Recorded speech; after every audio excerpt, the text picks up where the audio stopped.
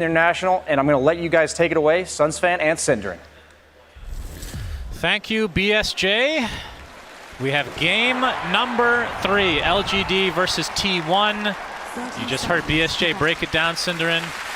I mean, pretty much everything he said was correct. T1, a lot of vision, a lot of ways to contest Roche, but LGD are the ones that can actually kill Roche really quickly. So I think that's going to be a very important factor in this game. But what are your thoughts on these lineups? We get to see, you called the Venomancer. I'm going to give you credit. You said it, and it came true. Yeah, it is a really good Venomancer game for a time, at least. And I think what T1 needed here was a way to slow down the Ursa IO lane from just getting too far ahead. We've seen empowered Ursa in a secret series earlier and some during the groups.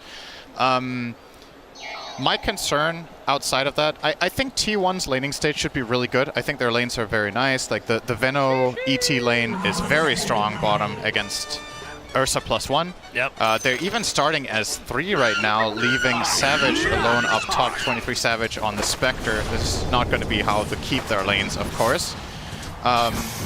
I want to know what T1 do when BKBs come out, because I don't think they're going to dominate the lanes and the game hard enough that PSG.LGD don't get there. And that's my problem with the Dire lineup right now. They have nothing against BKB. They're actually going to have to kite for the full duration. Nobody kills during it.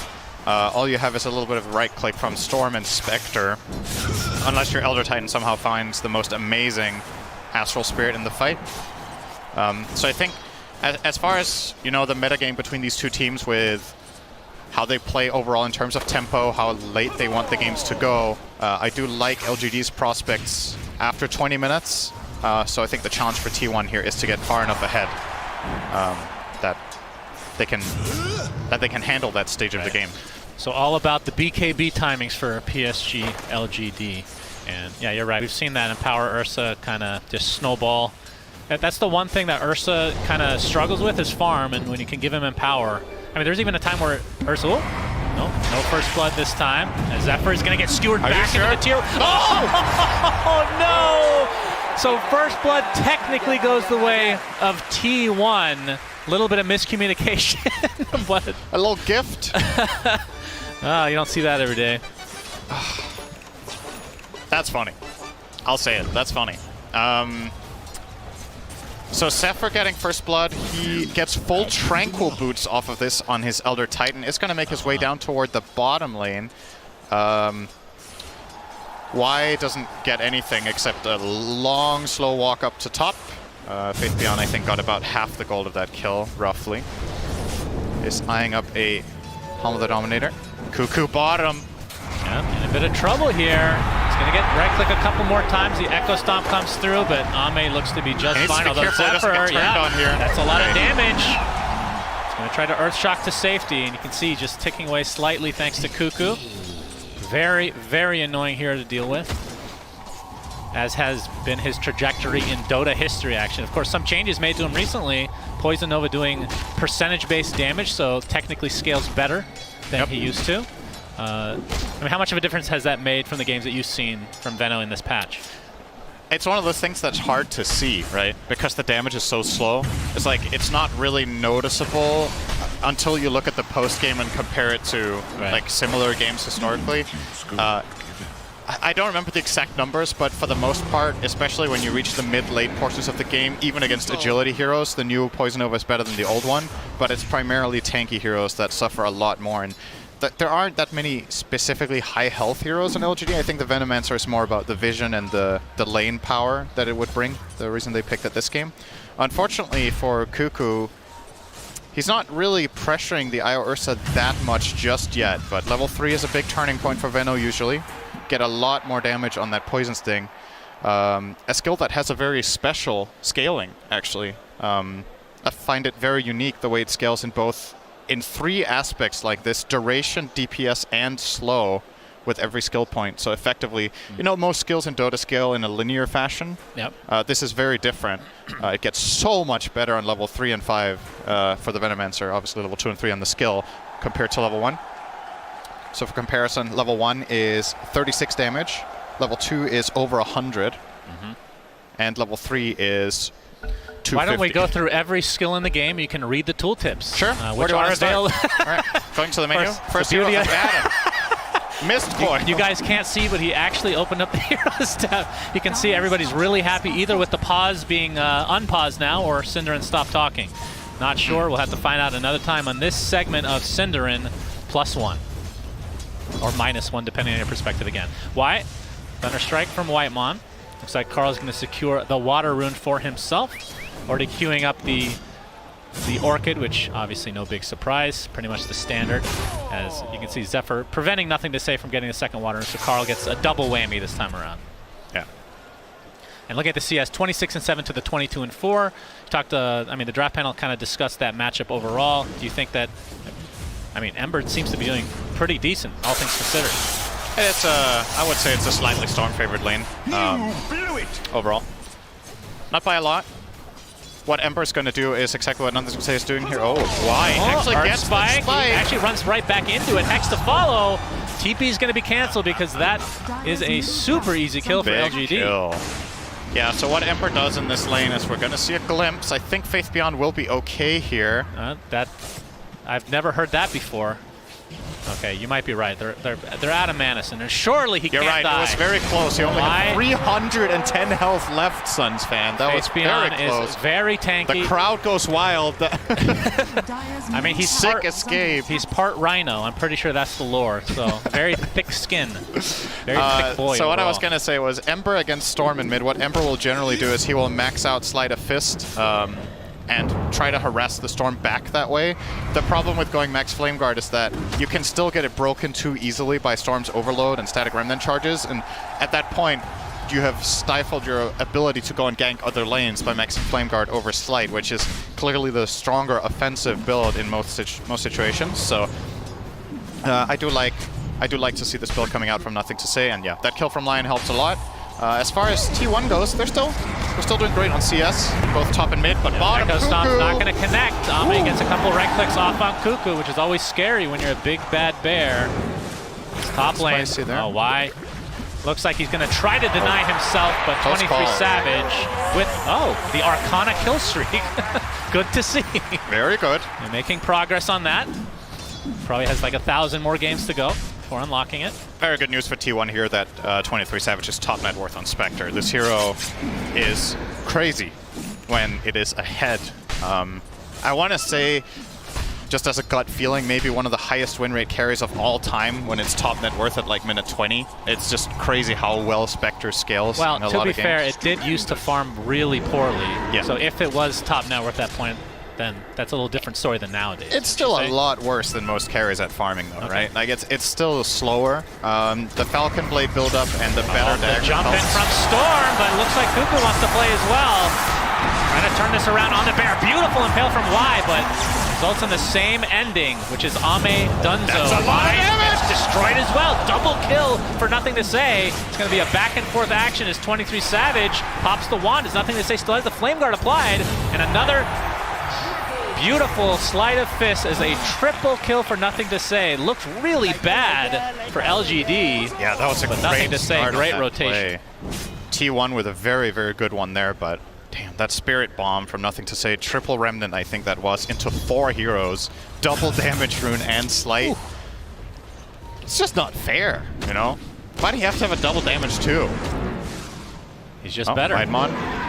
Shockwave is up. Doesn't have a ton of mana afterwards, though. So we'll just throw it out for good measure, as Ame has now made his way to the top lane. This is going to give Nothing to Say a lot of value. Obviously, getting those 3 kills, he's now 4-0. He's going to grab himself Phase Boots as well as Orb of Venom. Going to finish Orb of Corrosion soon, as they're trying to get him this bottom rune, which could get a little dicey. Yeah. It's top. And it is top indeed. It's an illusion, so mostly just for filling up the bottle purposes. Not a ton of kill potential. Carl should still be careful. Like, this hurts. If he gets caught in a stun chain and there's a little bit of damage coming out from Nothing to Say in addition to just a Sleight, he can still die from 2/3 to just the Lion Ember here. He's going to respect it and go jungle. As you see, 23 Savage in the jungle, farming to his heart's content. So Aghanim Scepter will be the choice after the Falcon Blade. That seems to be the standard. We talked about this before, but before this tournament, we saw some Echo Saber. Like there's some differences between builds. We see some Orchid as well, but for the most part, we're seeing this same one that this game will have again. But the Aghanim Scepter just seems to be super strong with that 30-second cooldown, single target haunt Synderen, aka Shadow Step, whatever you want to call it. Do want to point out an interesting detail here from LGD as we are seeing the mid push, but Jinkyu has a really early level 6. He was level 6 minute 8 on the IO, and he was playing bottom lane alone against the creep wave, while Ame was alone top against the creep wave. So these two heroes were not playing together, and they were just still managing to maximize, finding farm in both lanes at the same time. And now this mid tower, uncontested. Really surprised that T1 didn't try to do something here with their Elder Titan and maybe Veno defending, but they just willingly give up the biggest tower in the early game. Well, let's talk about Veno. I mean, Cuckoo, we're going to see the Earth Spike come out first. Relocate on the way with nothing to say. RP from Faith Beyond. Down goes Spectre. Big kill for LGD. Scar looks to be at least trying to clean up the residual damage here. So it ends up being a trade of supports after the fact, with a big kill, obviously, on the Spectre for 23 Savage. And they relocate back to mid, and they're going to find more. Maybe Carl. Yeah, he gets caught with the Searing Chains. He's completely surrounded. Not a ton of mana to work with. Cannot get to the low ground. Shockwave and completely surrounded. But Echo Stomp is there. Nice dodge from nothing to say. Another kill goes his way, Synderen. This is quite possibly the best start that I've seen him have this tournament. This is God tier status right now. Yeah, he's had enough of playing DP. Now it's time to go. It's like, all right, we gave you one. I mean, do you know if the DP, the one that they lost against Secret, was that the only other time they picked DP? I don't know if it was Nothing to Say playing it or Faith Beyond. I actually don't remember, but I know they played it in that game. I don't know if it was the only other DP game they've had. Gotcha. Yeah. He's popping off in this game, that's for sure. Cuckoo is next. Find Cuckoo, and the finger of death from Y. LGD clicking on all cylinders in this game. This is looking scary if you're a T1 fan, just because of how insanely fast a game like this can go with an Ember having this kind of a start. You know, it's not just Ember, he's playing with IO. Yeah. So you get that extra mana funnel all the time. It might not seem like much to get the attack speed from Overcharge, but all of it just adds up, right? It just compounds over time. We have a Haunt with a Static Storm. This is going to be a big kill for T1. And they find Ame. Nothing to Say has arrived. He's too late. Ame has had a pretty good game up until this point. Talk about it in just a moment to see if more action comes here as Zephyr, Nothing to Say, has the Empower. There's the Searing Chains. Trying to dodge the Echo Stomp, but will not be able to. Zephyr with the TP out. So, all right, forget about this last kill for a second here, Synderen. Cuckoo, Venomaster, you talked about one of the big reasons. I know it's not the only reason, but one of the big reasons you pick it in this game is because Ursa has a hard time against it. Yeah. They just switched lanes, and Ame has had a really good game in terms of farming, all things considered. Was this worth the Veno pick, or is there still more to come that we should look for? I think this is already concerning. They would have probably liked it to go better than this, but the Veno against Ursa is just a lot different when there's an IO, I think. It's just you have so much more regen coming through. Yeah. So that extra bit of move speed and overall mobility in lane really helps. Oh, Nothing to Say. He might just kill Whitemon here, honestly. The glimpse, but the Remnant is out, stuck inside the kinetic field, but does not matter. Nothing to Say, completely dominating. 7-0, and this is going to open up space for Ame to get inside the Roche Pit. Has the Morbid Mask, going for the Diffusal Blade. And this should be a freebie. 12.5-minute Roche. Depending on how long this game goes, Synderen, we might see 10 Roches. Can we get to double digits? Ever. That was a very random comment. I don't know what to say to that. Why are you suddenly thinking of 10 Roches? I don't know. I get really excited by Roche. I feel like he's underappreciated by the masses. His lore is very interesting. All right, you get 10 seconds to sign a new drop from Roche after Refresher Shard and Axe. Bloodthorn.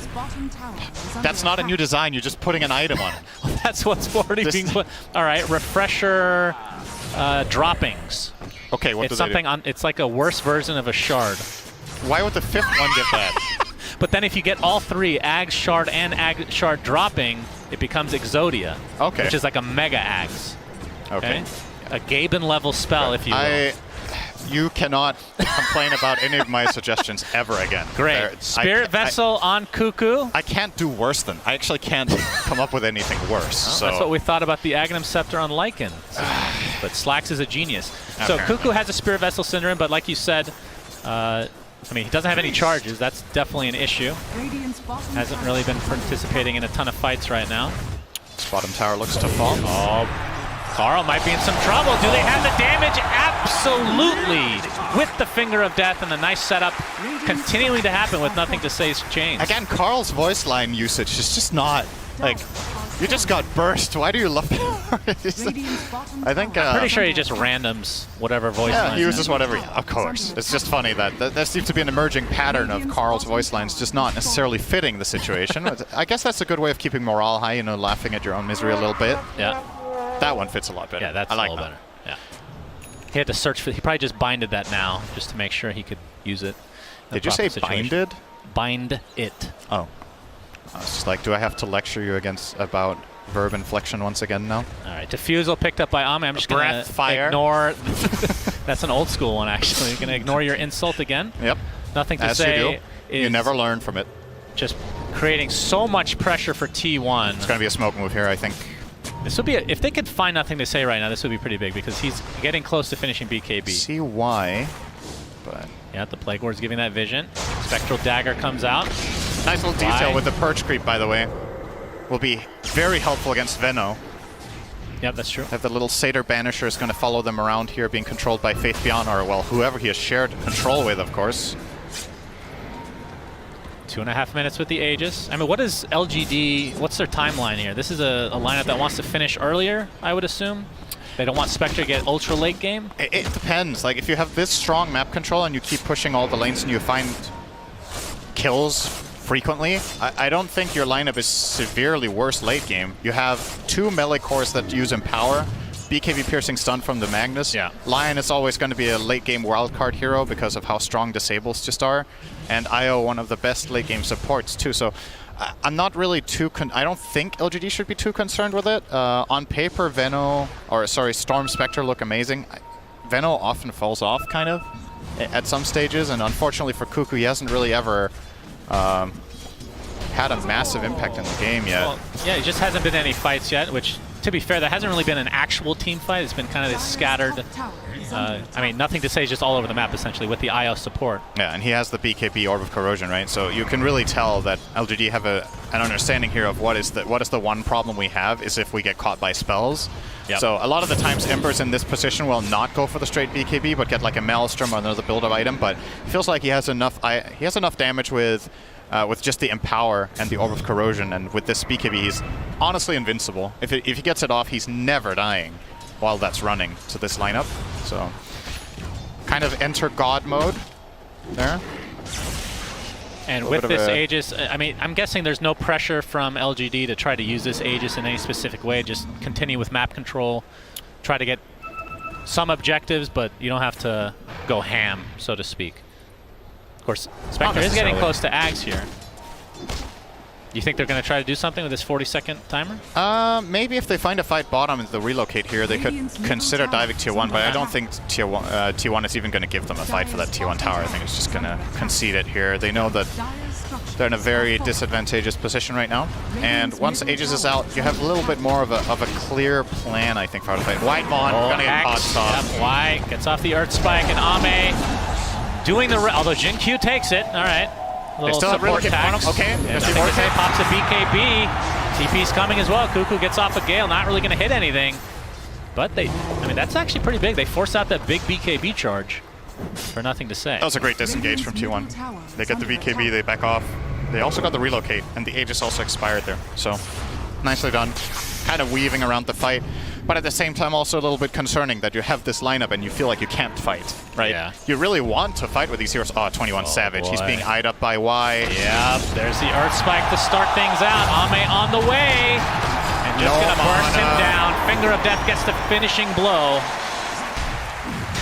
Didn't even get a chance to cast the dagger. He just died in the stun hex combo. Ursa has so much damage. Yeah, LGD on the same page again. And I think more than any other team in this tournament, it just feels like they make so little mistakes that... And so few. So few mistakes. The fact that a non-first English language person is correcting me really makes this sad. First English language person, yes. Oh, God. It is I. End me, simply. Yes, I don't remember what I was saying anymore. What the hell is it? Oh, they don't make many mistakes. True. So the opposing teams haven't really found much of an avenue to try to take advantage of something like that. It just feels like they're, I don't know. I don't want to say invincible because obviously they lost game 2, but even with that massive, massive disadvantage they had in terms of net worth, they still made it a game. Yeah. Which is really surprising. Yeah, there's going to be a nice Carl pick jumps in, finally. all right. Faith Beyond. There's the Aghanim Scepter being used for 23 Savage. So still has Haunt online. And they instantly smoke again. I actually think Faith Beyond saw that. I don't think the vision had faded just yet when they blew that smoke. So this means PSG.LGD have the information, and they can make a very clear call about where the smoke is meant to hit, right? There's not like, there's one option. So they're already positioning themselves very well. You can see they're just standing still on both Lion and Ember, covering the angles, waiting for T1 to try their luck. But T1 seems like don't really fancy that smoke too much after all.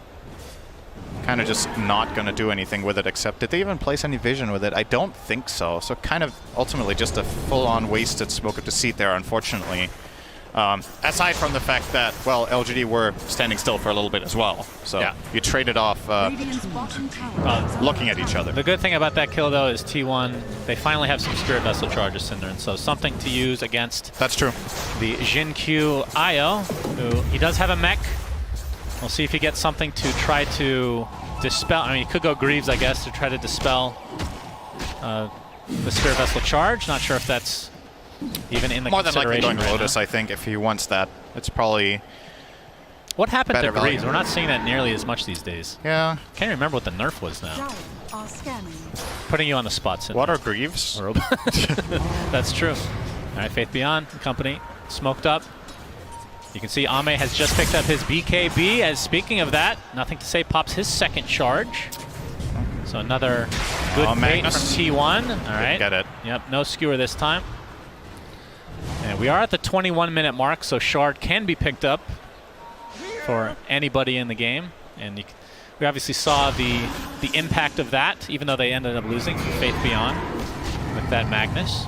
And even though this move from PSG.LGD doesn't really get them any kills, they get control, right? They bully the enemy team out of this outpost area. They start setting up for Roche control, which is going to spawn right now. Why we'll see that. And I think, okay, this is a really crucial moment for T1. This has to work. If they lose the second Roche with no contention, they're not in a good position at all. Yep. And that shard, almost certainly, if they get it, will go to Ame. One of the best shards in the game for sure. Very, very good. This is the beauty of having a Venomancer. You get that vision with the Plague Wards in the pit. And obviously, Elder Titan we talked about last game. So this won't be a freebie for LGD. The Roche is getting relatively low. Just waiting for the right time to pounce. Haunt still, literally every spell is online. So it's all about the timing and execution here. The Haunt. Nope, that was the Shadow Step. Nice job from Zephyr there. He actually, and from Cuckoo, they distracted Ame so long that the Fury Oh, and there's the RP! Can they burst him in time? Why? Trying to layer absolutely again. Buyback is available for Carl, though. Yeah, it doesn't matter that the Fury Swipe stacks fall off if you kill the enemy mid. Yeah. You can just go again. Yep. Continuing to try to dodge these really annoying Echo Stomps. Will they force the buyback, or will this just be given up? Looks like they're just giving this up. So second Roche the way of LGD, and Ame with the shard, which he's not actually putting in his inventory yet. There we go. Maybe they want to give it to Ember? No, this one's way too good. This is very, top 5 shard good in the game. It is. Every time he overpower or Earth Shocks, he will get an enrage for a second and a half. Yeah, I remember when the strong. shard came out, you rated this the absolute best, I think. Well, it was 2 seconds or more. I can't remember. Was it 2 seconds? It was better before, yeah. That's crazy. I think the cooldown of Earthshock might have also been lower then. Yeah, they nerfed that aspect as well. Okay. So there have been some slight nerfs, of course, but still extremely strong. I mean, just being able to preserve your ult. Because so many times we see Enrage popped, and then everybody backs away and tries to kite Ursa, whereas you have more options now. It's kind of... I'm looking at the scoreline right now, right?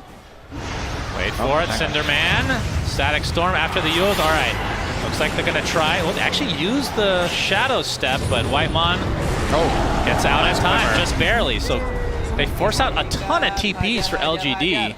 Nicely done from T1, baiting that. Yep. Of course, it did cost Static Storm. A big rotation. Sure, all is well. Isn't it weird for you to see Ursa so far ahead on the net worth with 0 kills? I feel like that's such an uncharacteristic Ursa game nowadays. And power time, I guess. And power and just the overall, you know, they got Roches, they got towers. I was like, I wonder what his KDA is. He's 0, 2, and 4. Ame's just been farming a crazy amount because of the map control they've gained, but the kills, more or less all of them going on Nothing to Say. Also, I picked up Fey Grenade. That's actually not too bad. It gives them the extra movement speed, and obviously any additional procs of your passive is going to be very nice to have, especially at range for a melee here that can get kited so easily. Carl is setting up top, but this play doesn't really exist. He can't solo the Ursa. He's just going to leave. Yeah, and this lead is just continuing to balloon. So 8K now for LGD. So you can see their win probability at 73% currently. But T1, I mean, they have options. We talked about the high ground defense of Elder Titan. Spectre is obviously god tier late game. Same with Stormspear. The only question mark, really, in my mind, is Veno, because we just haven't seen a ton of this hero in this patch. Is Faith Beyond? Shadow Step was there, but... And let's keep in mind, we saw a game of IG versus Spirit with what Spectre Storm can do when they're doing well. If you do equalize this game somehow, there are so many ways of finding kills with these two heroes together. Once the Spectre gets the Aghanims, which he obviously has, but they're just unfortunately too far behind to really take initiative right now. Yeah, Whitemon spotted out. Easy kill. Glimpse doesn't even break the tether. As LGD getting whatever they want. So still 3 tier 2 towers existing in each respective lane, so they're going to have to get through those. And in terms of their tower push is not good for LGD. That is one saving grace for team. When you talk about high ground defense, plus the fact that you don't have a real tower hitter, per se.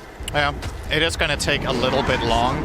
They will get a siege creep in here now, though. If they have Glyph, they could keep it alive. They don't. Cuckoo, Nothing to Say, catches him. You can see Ilo relocating. Ame wants a kill, and he'll not get it. Nothing to Say, taking that one. Although Ame did find one earlier, Cinder, so finally getting rid of that goose egg. Goose egg? Goose egg, yes. Ah. Huh. I haven't heard it called that much, I think. I am a boomer. Yeah. No doubt about that. Let's have some TPs top. 23 Savage. A lot of mobility for him, and will be a difficult kill. Just popping the Shadow Step constantly. It's only a 30-second cooldown, of course. Why? Glimmer. Oh my god, if he finds Savage here. Oh, he glimpsed it for a second. Oh, the horsey! Not enough, not fast enough. But he does force out Haunt, which is a huge deal. That's true, that was not the Shadow Step that time. He used the Shadow Step just to kind of harass and be annoying. But yeah, I'm sure he's regretting that one. Dire's bottom tower is under attack. And now with Haunt down, well, I was going to say LGD is going to try to force something, but Aegis is running out now. And, I mean, even with that second Aegis, they haven't gotten a tier 2 yet. But still, not the end of the world, because they're just farming the entire map, and the lead is continuing to grow. Yep. Dire's middle tower is under attack. Need to clean up these pesky Plague Wards that Cuckoo's going to keep placing. Like his itemization, by the way. I think the Halberd Force Staff is very good this game. Yep. You want that against Ursa. You need a repositioning tool, and you need the disarm. So... Oh, see the jumping. Carl pops the BKB just to ensure a kill, but it's only Y for now. Trying to force out the BKB from Nothing to Say, but he's not going to get baited this time. 2 times is enough for him. And now that the Aegis is gone, we'll see if T1 want to try to force something, especially with the advantage in the 5v4 right now. But like you said, Cuckoo, I mean, his farm is pretty decent. I mean, Venos do get relatively farmed. Has the Force Staff in addition to everything else. Glimpse. Thank you. Glimpsed. Just felt like saying it. I heard the sound. Yep. What did he actually glimpse? He glimpsed Magnus. Oh, all right. Orchid onto nothing to say. Do they have the damage to bring him down? Nope. That's the BKB charge again. Continuing on. No mana at all for Carl. He's going to be brought down in quick succession. And it looks like Elder Titan is next on the list. LGD showing their prowess right now. And nothing to say, just continuing to destroy everybody in his wake. Cuckoo will be the third death in this engagement. LGD winning this game in spades, and they're not remotely close right now. T1 just ultimately, they run out of patience. They just really want to try something, so they go on the Ember, but that's not enough in the tank. And again, 23 Savage. Faith Beyond's going to run into him. There's the Yule setup. Has the RP if he needs it. Manta's popped, but here comes Ame with the right clicks. Into the horn toss. Down he goes, not even needing RP. Look at the ultimates on the top. They all have them, other than Io. Good. Which Thank you for correcting yourself. Technically correct. I'm proud of you. Thank you. I'm proud of you for specifying that. Thank you, Cinderin. I just want to make you proud one day. Yeah. You're definitely improving right now. Thank you. Didn't take much, but it's good. Just not screwing up is an improvement as they, LGD, finally get a Tier 2 tower. And we can see that next Roche, we won't know for another minute when it will spawn. And Faith Beyond still ready to go with the RP. Has nothing to say is 9-0-6. Has the Aghanim Scepter, obviously the BKB, and I believe that's a refresher that he's working on. He's close next to that one too. His just raw burst against any hero that isn't BKB'd, he can... Oh, horn toss for Faith Beyond. Whitemon is dead. No, he was Yuled. Now he's dead. He's dead. Is this a technically correct joke again? Oh, the bash! Oh, he's actually going to get him! Ame just beating the absolute crap out of Carl. Bash proc for the win as Cuckoo getting caught by nothing to say, and this is turning into a rout. You can see the haunt coming through, but it's not really going to happen, Cinderin. Venomancer is going to end up being cleaned up here. Actually, haunt was not used. Where were those illusions from? Was that the Manta? I have no idea. I think he shadow stepped in, Manta and left. Yeah, okay. Well, either way, this is, whew. We believe we have a DPC term for a game like this. Shellacking? Say the thing. Gaben level shellacking? Thank you. Okay. See, you impressed me. You know what I meant. There's 3 levels to the Gaben level shellacking. Did you know that? Oh, there's more levels. There's just regular Gaben shellacking. Then there's Gaben's mustache shellacking. And then the top of the top is Gaben top hat shellacking. Top hat? Yes. I think the OG EG, the OG Secret qualifies. Game was definitely a Gaben top hat shellacking. Top hat? Yeah. I want that as an emote so bad now all of a sudden, Gabe wearing a top hat. I'm patenting that one, by the way. Can we please have that? Thank you. I'm patenting or copywriting Gaben's name for my for myself. I think you'll get away with it. He seems like an easygoing guy. Yeah. Satanic now online for Ame. Already seeing the basher come to where that was literally a kill because of a bash. Yep. Into the Roche pit they go. That's going to be a refresher shard Roche, which that will almost certainly go to Faith Beyond. Although you could have the double refresher for nothing to say. Double, not hungry. And down he goes. He actually pops the BKB. Huh. I guess he didn't want the haunt in to steal all the goodies. Makes sense. RP. Oh, I hear the RP. This is for 23 Savage. Into the right clicks we go. Into the grave, 23 Savage goes. All right, I have a bit of a trivia here, Shannon. Okay. Let's see how much closely you've been paying attention. When was the last thing something good happened for T1 in this game? Is it A, 10 minutes ago, B, 15 minutes ago, C, 20 minutes ago, or D, 25 minutes ago? I'm gonna say 10. Okay, I am checking. The last dot on the... It's about 10 minutes ago. Thank God. They killed Lion. Thank Good God. call. Thank Good you. call. Yeah, this is a rough one for T1. Absolutely annihilated. But keep in mind, this is not the tournament line not the tournament life on the line. True. If T1 were to lose this, they will face up against Alliance, and LGD will continue on to play. I believe it's the winner of Vici versus VP, which, regardless of that outcome, if that ends up being the case, will be a really hype one. BKB now online for Faith Beyond. And onto the high ground, potentially we go here soon for LGD. Swiftblink next on the list for Ame's Ursa. So you can see, still not a whole lot of building damage, but they can kill heroes like none other, Synderen. Yeah, I'm trying to find a solution right now for T1 for how to approach a fight. So since they can't deal damage to the BKBs, you need a way to poke these 3 BKBs the enemy cores have, reset, and then re-go. I think it's gonna have to come down to some sort of crazy static storm that they get set up through maybe an Ag Storm Vortex. Oh, the jump in. They'll get that one. They'll find one. It's been 10 minutes since he died, apparently. Yep. So it was we reset time. the counter. Something good happened for T1. They when did did it. T1killlast.com? The clock is now 0. Oh, Carl, relocate is coming, but he's going to zip away. Zephyr probably not going to be so lucky. He gets whipped into oblivion, and the bash ensures the kill for Ame. Going to be relocated back here to the mid lane. Clean up some illusions. You know what they could use is a leveler. True. That drop. That might be the best item to get for PSG.LGD right now. Up to the high ground. Indeed. Spectral Dagger with the Gale. Ursa doesn't care. Skewer. The skewer in from Faith Beyond. That's going to be a freebie for the kill on Cuckoo. Does have buyback. I don't even know. Have we seen Poison Nova this game? Have you I don't noticed? think it's been cast. That's... Wow.